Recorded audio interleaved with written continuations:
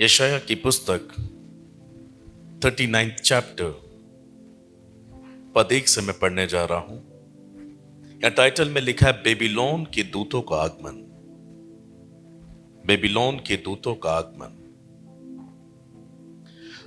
Now उस समय बलदान का पुत्र मरोतक बलदान, जो बेबीलोन का राजा था, उसने हिजकिय्याह के रोगी होने और फिर चंगे हो जाने की चर्चा सुनकर उसके पास पत्री और भेंट बेची। इनसे हिजकिय्याह ने प्रसन्न होकर अपने अनमोल पदार्थों का भंडार और चांदी, सोना, सुगंध द्रव्य, उत्तम तेल और अपने हथियारों का सब घर और अपने भंडारों में जो जो वस्तुएं थी वे सब उनको दिखलाई। हिजकिय्याह के भवन और राज्य भर में कोई ऐसी वस्तु नहीं रह गई जो उसने उन्हें ना दिखाई हो। तब यशायाह नबी ने हिजकिय्याह राजा के पास जाकर पूछा, वे मनुष्य क्या कह गए और वे कहां से तेरे पास आए थे? हिजकिय्याह ने कहा, वे तो दूर देश से अर्थात बेबीलोन से मेरे पास आए थे। फिर उसने पूछा, तेरे भवन में उन्होंने क्या क्या देखा है? हिजकिय्याह ने कहा, जो कुछ मेरे भवन में है वह सब उन्होंने देखा है। इसे ध्यान से सुनिएगा आप सब लोग। मेरे भंडारों में कोई ऐसी वस्तु नहीं जो मैंने उन्हें ना दिखाई हो। तब यशायाह ने हिजकिय्याह से कहा, सेनाओं के यहोवा का ये वचन सुन ले। सेनाओं के यहोवा का ये वचन सुन ले। ऐसे दिन आने वाले हैं जिनमें जो कुछ तेरे भवन में है और जो कुछ आज के दिन तक तेरे पुरखाओं का रखा हुआ तेरे भंडारों में है वह सब बेबीलोन को उठ जाएगा। यहोवा ये कहता है कि कोई वस्तु ना बचेगी। जो पुत्र तेरे वंश में उत्पन्न हो उनमें से भी कई को वे बंधुआई में ले जाएंगे और वे खोजे बनकर बेबीलोन के राज भवन में रहेंगे। हिजकिय्याह ने यशायाह से कहा, यहोवा का वचन जो तूने कहा है वह भला ही है। फिर उसने कहा, मेरे दिनों में तो शांति और सच्चाई बनी रहेगी। क्या आप कुछ समझ पाए आपने इस चैप्टर को पढ़ने से? परमेश्वर इस वचन को पढ़े और सुने जाने पर हम में से हर एक को आशीष दे और हमारी बुद्धि पर नियंत्रण दे। हिजकिय्याह ने बेबीलोन के दूतों को अपना वो सब कुछ दिखा दिया जो उसके पुरखाओं से उसके पास था या राज्य के दौरान उसने खुद प्राप्त किया था। उसने अपनी आन बान शान और यहां तक अपने हथियारों का जगीरा भी उनको दिखा दिया था। उसके भवन में, उसके राज्य में ऐसी कोई भी वस्तु नहीं थी जो उसने बेबीलोन के दूतों से छुपाई हो। यशायाह भविष्यवक्ता परमेश्वर की आवाज को लेकर हिजकिय्याह के पास गया और उसने उससे कहा, कौन थे वो लोग और कहां से आए थे? और क्या जो कुछ तेरे पास है तेरे पुरखाओं का है, क्या तूने वो सब कुछ उनको दिखा दिया? उसने कहा, मेरे भवन में मैंने ऐसी कोई वस्तु नहीं छोड़ी जो उन्होंने ना देखी हो। तब यशायाह ने भविष्यवाणी की, सेनाओं का यहोवा यूं कहता है, लेकिन तूने अपने पुरखाओं का और जो कुछ तूने प्राप्त किया सब कुछ बेबीलोन के लोगों को दिखा दिया। भविष्य में ऐसे दिन आने वाले हैं हिजकिय्याह कि जो कुछ तूने दिखाया, जो कुछ तूने प्राप्त किया वो सब बेबीलोन को उठ जाएगा। अर्थात अब बेबीलोन आने वाले वक्त में इन सब चीजों का अधिकारी होगा।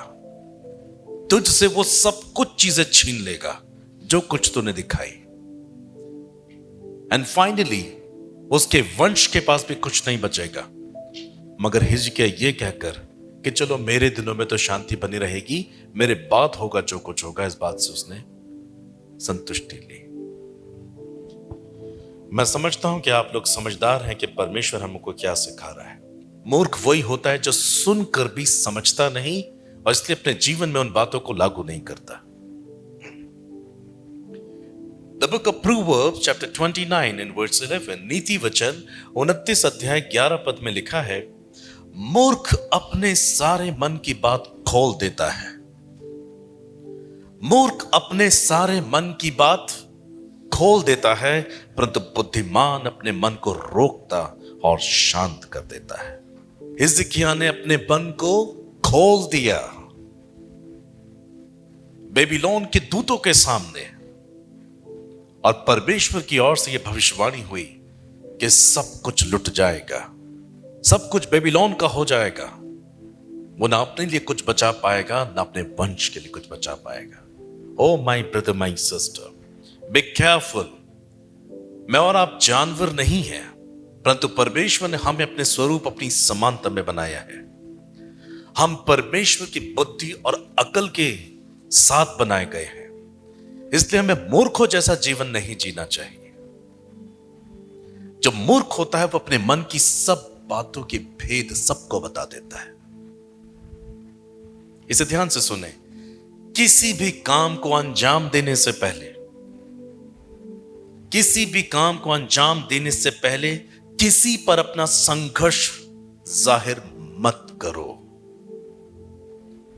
वरना जो आपके शत्रु हैं वो आपको उसके अंजाम तक पहुंचने नहीं देंगे।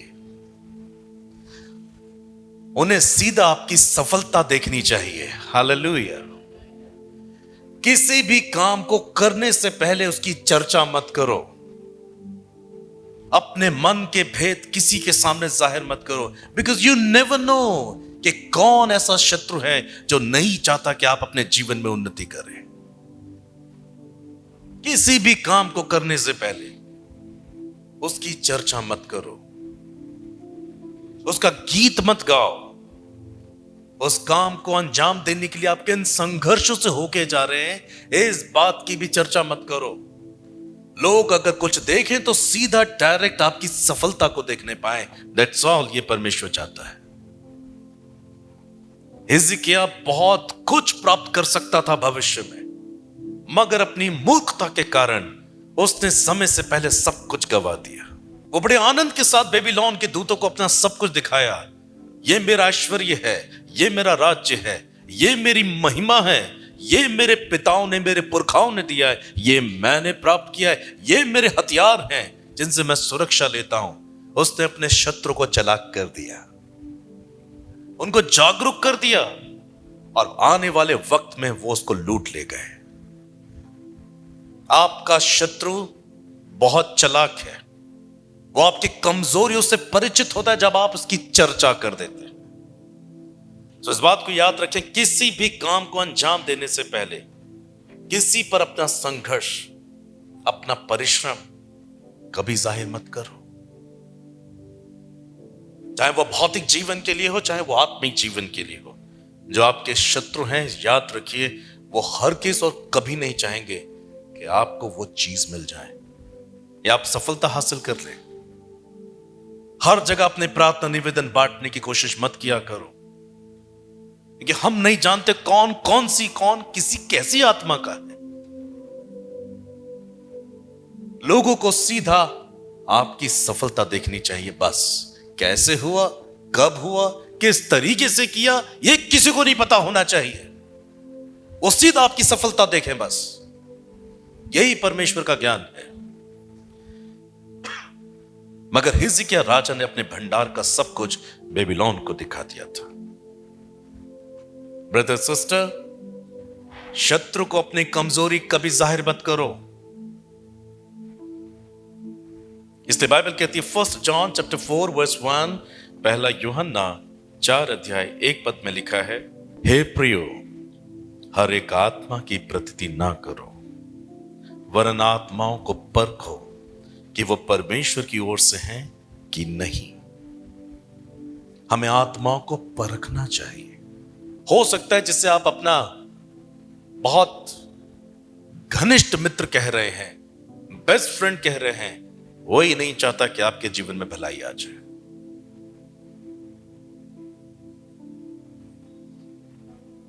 आप जिससे अपना समझ रहे हैं, इवन बाइबल में यहां तक लिखा है कि अपनी अर्धांगिनी से भी, अपनी पत्नी से भी संभल कर बात करना। यू नेवर नो आप कैसे डूब जाएंगे। इसलिए प्रियो, हर एक आत्मा पर विश्वास मत करो, वरना आत्माओं को परखो। आप कैसे परखोगे? लिसन टू दिस, जब तक आप आत्मिक ना हो, आत्मिक प्रवृत्ति के मनुष्य ना हो, आप आत्मा को कभी नहीं परख पाएंगे। You will be confuse all the time, और आप शैतान के धोखे में फंस जाएंगे अगर आप आत्मिक प्रवृत्ति के इंसान नहीं हैं। प्रभु यीशु मसीह ने हमें इस जगत में से इसलिए चुन लिया ताकि हम संसार में रहकर ही आत्मिक प्रवृत्ति के मनुष्य बन जाए, ताकि संसार में जो कुछ भी हमारे चारों ओर घटता है, घट रहा है, हम उसकी समझ रखें कि हो क्या रहा है। यदि आज आप इस भवन में हैं, इस एक संदेश की सहभागिता हासिल कर रहे हैं, और आप अभी भी, आपके ऊपर अभी भी संसार का प्रभाव चरम सीमा पर काम करता है, चरम सीमा पर, तो आप आत्मिक प्रवृत्ति के मनुष्य बिल्कुल भी नहीं है। हिजकिय्याह के साथ जो है वो आपके साथ भी होगा। बाइबल में लिखा, तू बना तो लेगा पर तू ठहर नहीं पाएगा, तू उगा तो लेगा परंतु तू खा नहीं पाएगा। जो मूर्ख होते हैं उन्हीं के साथ ये सब कुछ घटता है। बोलिए, किसी भी काम को करने से पहले मैं अपना संघर्ष, अपना परिश्रम किसी पर जाहिर नहीं करूंगा। मेरे शत्रुओं को मेरी सफलता दिखनी चाहिए। That's all।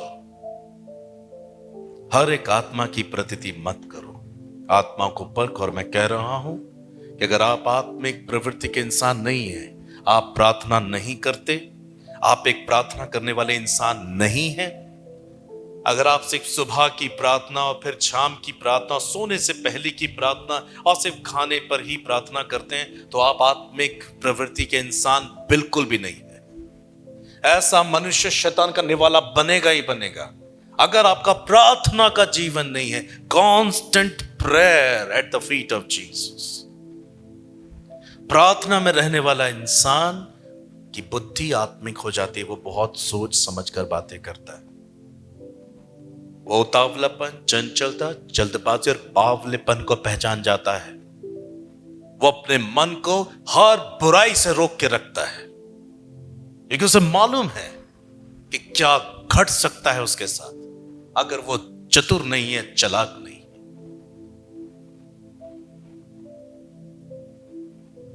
पहला पत्रस 5:8 में लिखा है, 1 Peter chapter 5:8, सचेत हो और जागते रहो, लेकिन तुम्हारा विरोधी शैतान गरजने वाले सींग के नाई इस खोज में रहता है किसको फाड़ खाए। शैतान बहुत अलर्ट है। जितना आप सोचते भी नहीं, वो उतना सचेत रहता है। वो सिर्फ एक गैप मांगता है आपके जीवन में, एक ऐसा छेद, एक ऐसी दरार जिसके माध्यम से होकर के वो आपके जीवन को बर्बाद करते हैं। इस भूल में बिल्कुल मत रहना कि हम अच्छे से अच्छे संदेश को सुनते हैं तो हम तो एक दिन स्वर्ग पहुंचेंगे। संदेश को सुनने से स्वर्ग कोई नहीं जाता जब तक कि आप उन संदेशों के अनुसार जीवन ना जिए। पृथ्वी पर ही हमारे पास मौका है सब कुछ सही करने का और संवारने का। जो आत्मा इस वक्त नर्क में है वो चीखती हैं और प्रभु से दया की याचना करती हैं, एक मौका दे दो प्रभु, सिर्फ एक क्षण के लिए मुझे पृथ्वी पर भेज दो कि मैं अपने गुनाहों से तौबा कर लूं, अपनी बुराई से तौबा कर लूं। क्योंकि बस पृथ्वी पर ही यह अनुग्रह है कि आप अपनी हर एक बुराई और मूर्खता का अगर पश्चाताप कर सकते हैं तो जीते जी इसी जमीन पर कर सकते हैं। आंखें बंद होने के बाद कोई दया नहीं बचती किसी के लिए। इसलिए अगर मूर्खों का जीवन अगर आप में से कोई जी रहा है तो अभी के अभी पश्चाताप कर लो, अभी के अभी तौबा कर लो। लेकिन आंख बंद करने के बाद किसी पर कोई दया नहीं होगी।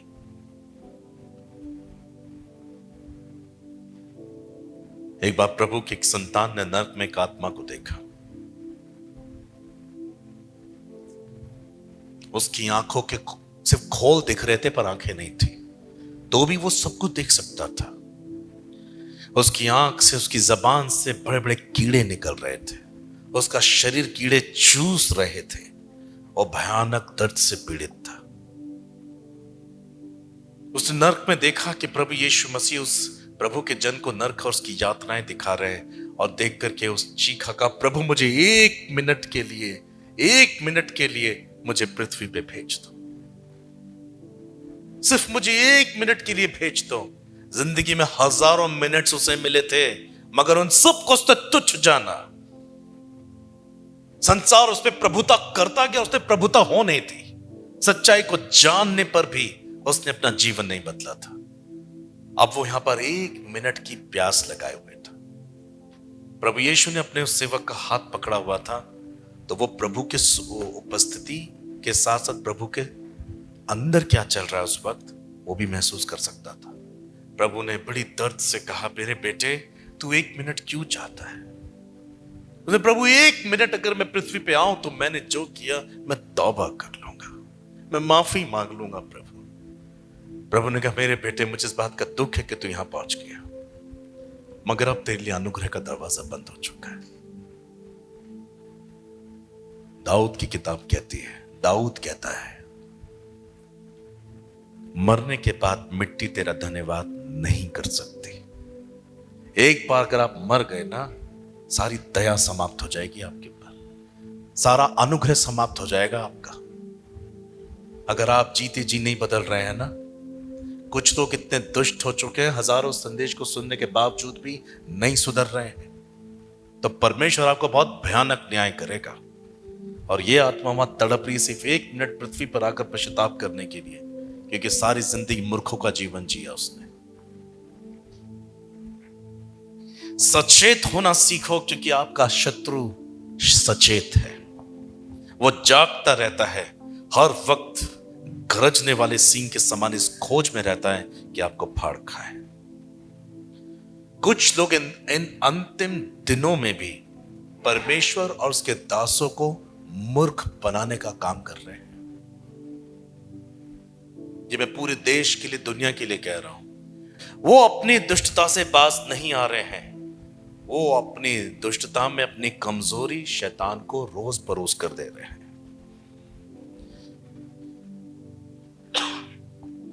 वो परमेश्वर उसके सेवकों से छिपकर जीवन जी रहे हैं, मगर अपना ये दुष्ट जीवन वो शैतान को खुलेआम दिखा रहे हैं। याद रखना, बहुत बुरी तरीके से शैतान नाश करेगा, और न्याय के बाद परमेश्वर नरक में आपकी आत्मा का नाश करेगा। वो अभी भी सांसारिक कामों में लगे हुए हैं। ना थिंक अबाउट यू, आप अपना जीवन जांचो। वो अभी भी सांसारिक कामों में लगे हुए हैं, मुंह से गालियां बकना, समय की बर्बादी करना, सांसारिक और अशुद्ध गीतों को सुनना, उन्हें गुनगुनाना, उनके अनुसार एक्ट करना, मूवी सीरियल देखना, बहुत से ऐसे कार्य जिसकी वजह से शैतान उनको स्वर्ग में जाने से रोक लेगा। ये काम बहुत से लोग परमेश्वर के दास से छिपकर और खुदा से छिपकर करते हैं। रविवार के दिन ऐसा दर्शाते हैं कि उनसे जैसा पवित्र इंसान कोई है ही नहीं। मैं सबके लिए कह रहा हूं, याकूब 4:4 से 10 पद की बात सुन लो। हे व्यभिचारिणियों, क्या तुम नहीं जानते कि संसार से मित्रता करना परमेश्वर से बैर करना है? जो कोई संसार का मित्र होना चाहता है वो अपने आप को परमेश्वर का बैरी बनाता है। क्या तुम ये समझते हो कि पवित्र शास्त्र व्यर्थ कहता है? जिस आत्मा को उसने हमारे भीतर बसाया है, क्या वो ऐसी लालसा करता है जिसका प्रतिफल नफरत हो, मूवी टीवी सीरियल हो? क्या आत्मा इस बात की लालसा करता है कि आप गाने सुने, उन गानों को गुनगुनाएं, उन पे डांस करें, उसे एक्ट करें? क्या वो आत्मा ऐसी लालसा करता है? Think about this. पवित्र आत्मा जो हमारे अंदर बसाया हुआ है, क्या वो ऐसी लालसा करता है कि नहीं करता है? जवाब है, वो ऐसी लालसा नहीं करता। पर यदि किसी की लालसाएं ऐसी हो रही हैं तो मरने की तैयारी करो, लेकिन सचमुच आप मरने के लिए तैयार हो रहे हो। यहां आप सुंदर दिख रहे हो, वहां पर आपकी सुंदरता को कीड़े खा लेंगे। यहां पर आप बहुत सुंदर दिख रहे हो, पर वहां पर आपकी सुंदरता को कीड़े खा लेंगे, मैं आपको बता रहा हूं। देखिए, इतना खुल करके आपको सिखाया जा रहा है, समझाया जा रहा है, पर समय की बर्बादी आज बहुत से लोग कर रहे हैं। उन्हें लग रहा है ये तो हर बार सुनने को मिलता है, अगली बार भी मिल जाएगा, टीवी पे भरा हुआ है, यूट्यूब पे भरा हुआ है, मगर वो खुद भी चुन रहे हैं इनसे निकल के थोड़ा सा ये करें। परमेश्वर जानता है मैं कमजोर हूं, परमेश्वर जानता है कि वो आप कमजोर हैं, पर कमजोरी का मतलब ये नहीं है कि आप और अपने आप को कमजोर बना लो। अगर आप कमजोर हैं तो आपको ईश्वर की उपस्थिति में बैठना चाहिए। अगर आप कमजोर हैं तो आपको वचन पढ़ना चाहिए। आप कमजोर हैं तो प्रभु के दायरे में बना रहना चाहिए ताकि आप मजबूत हो जाएं। मगर जो लोग ऐसा जीवन जी रहे वो और अधिक संसारिक होते चले जा रहे हैं। आप अपनी मृत्यु के दिन आपको नजर आएगा कि आप क्या कर रहे थे और क्या कर दिया आपने, कितना समय बर्बाद कर दिया आपने अपना। मगर इस प्रकार का जीवन आपकी कमजोरी को दर्शा रहा है, और कमजोरी शैतान को अट्रैक्ट करती है और वो आपको तबाह बर्बाद करने में कोई कसर नहीं छोड़ेगा। मैं फिर से पढ़ रहा हूं यहां पर कि उन्हें व्यभिचारी कहा गया है जो संसार के प्रभाव में जीवन जीते हैं। वो तो और भी अनुग्रह देता है, इस कारण ये लिखा है, परमेश्वर अभिमानियों का विरोध करता है पर दीनों पर अनुग्रह करता है। आप कैसे जानेंगे मैं अभिमानी हूं? आप वचन के अनुसार ना जी करके कुछ और जिएंगे, ये अभिमान करना है, ये परमेश्वर की व्यवस्था का विरोध करना है। ऐसे इंसान अपने मन के सब भेद खोलता रहता है क्योंकि वो आत्मिक प्रवृत्ति का नहीं है, उसे छिपाना नहीं आता क्योंकि वो छिपना ही नहीं चाहता। वो शत्रु के सामने बढ़ चढ़कर आम लिखा है, बुद्धिमान व्यक्ति विपत्ति को देखकर छिप जाता है परंतु मूर्ख आगे बढ़कर दुख उठाता है। अब जो आत्मिक प्रवृत्ति का नहीं है उसे छिपाना भी नहीं आएगा, वो तो शैतान को खुलेआम जाहिर करेगा मैं मूर्ख हूं, लेकिन वो अपनी कमजोरियां दिखाएगा संसार के कामों को करके।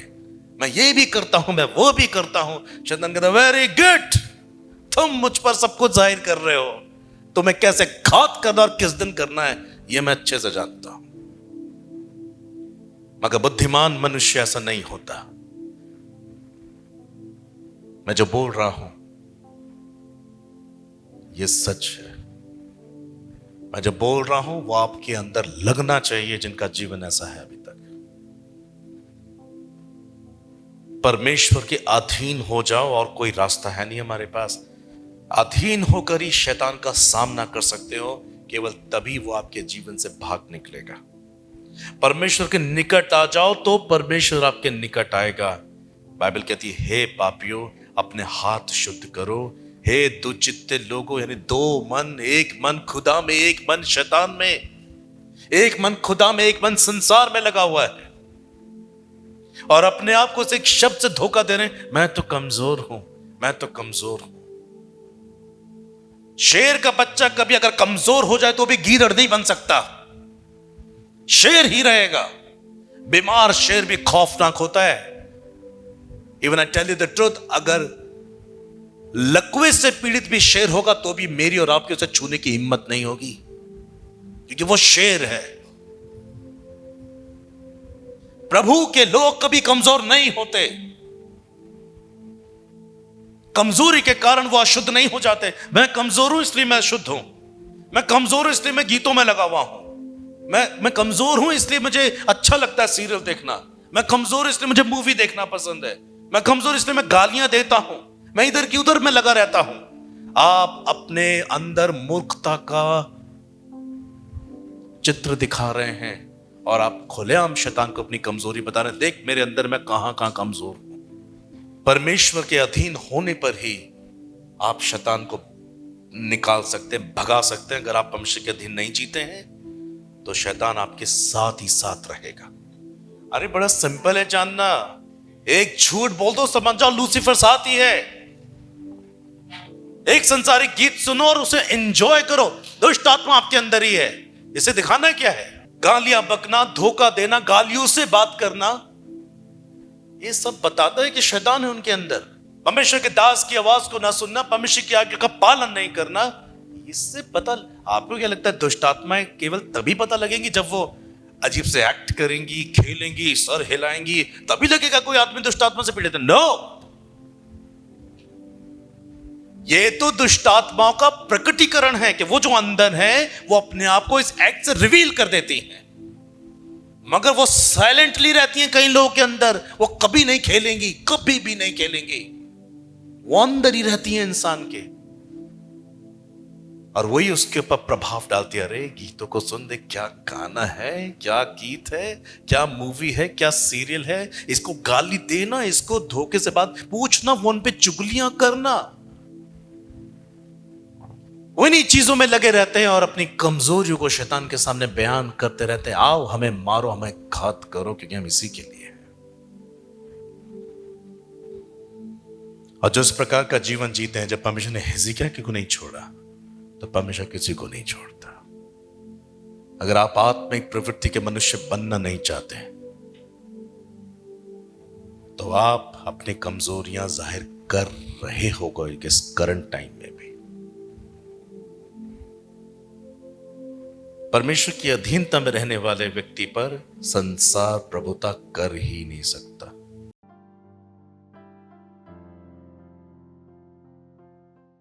मैं आपसे कुछ बातें करना चाहता हूं। द लॉर्ड्स पावर मिनिस्ट्री का दर्शन है कि आप धर्मी बने, आप पवित्र बने, आप आज्ञाकारी बने।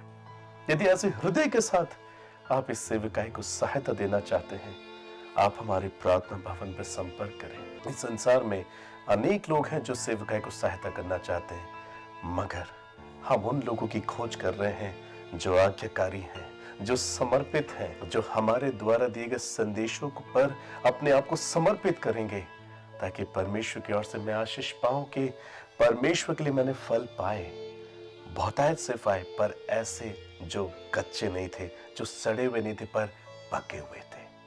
ऐसे फलों से मैं परमेश्वर की महिमा करना चाहता हूं। यदि आप उनमें से एक ऐसे फल हैं, परमेश्वर आपको बोझ देता है कि आप लॉर्ड्स पावर मिनिस्ट्री की सहायता करें।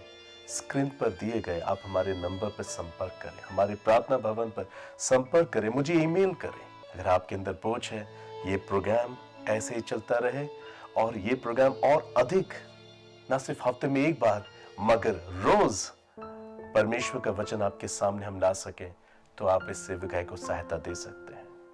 मैं आपका स्वागत करता हूं। साथ ही मैं आपको बताना चाहता हूं, अगर आप हमारे साथ दीन, दरिद्र, अनाथ, विधवा, कंगालों की सहायता करना चाहते हैं, आप इनके लिए भी इस सेवकाई में सहायता दे सकते हैं। ऐसा करने पर आप हमसे ATG के तहत कर छूट प्राप्त की रसीद ले सकते हैं। If you are walking with Jesus, come, you can support the ministry. और इसी प्रकार से परमेश्वर आपको बहुतायत से आशीष देंगे। प्रिय मित्रों, यदि आपने प्रभु के दास निखिल उज्जैन के द्वारा दिए गए संदेश व प्रार्थना के माध्यम से अपने जीवन में परमेश्वर के चमत्कार व आशीष पाए हैं, तो हमसे हमारे प्रार्थना भवन पर संपर्क करें।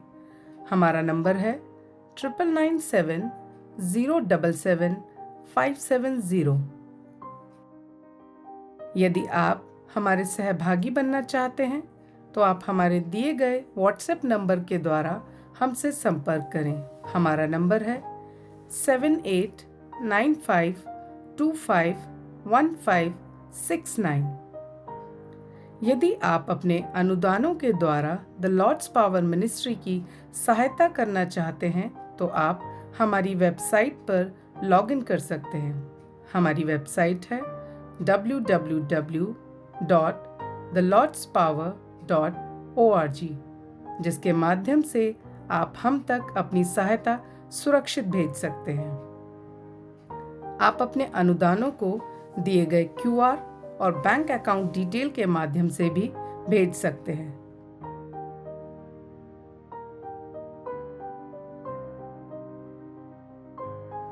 प्रिय मित्रों, हमारे दानदाताओं को द लॉर्ड्स पावर मिनिस्ट्री में योगदान करके कर प्राप्त करने का विशेष अधिकार प्राप्त है। सामाजिक कारणों के लिए द लॉर्ड्स पावर मिनिस्ट्री को किए गए दान पर भारतीय आयकर अधिनियम की धारा ATG के अनुसार कर छूट है। सहायता हेतु दिए गए नंबर पर संपर्क करें 9997077570 या हमारी वेबसाइट www.thelordspower.org पर लॉगिन करें। धन्यवाद।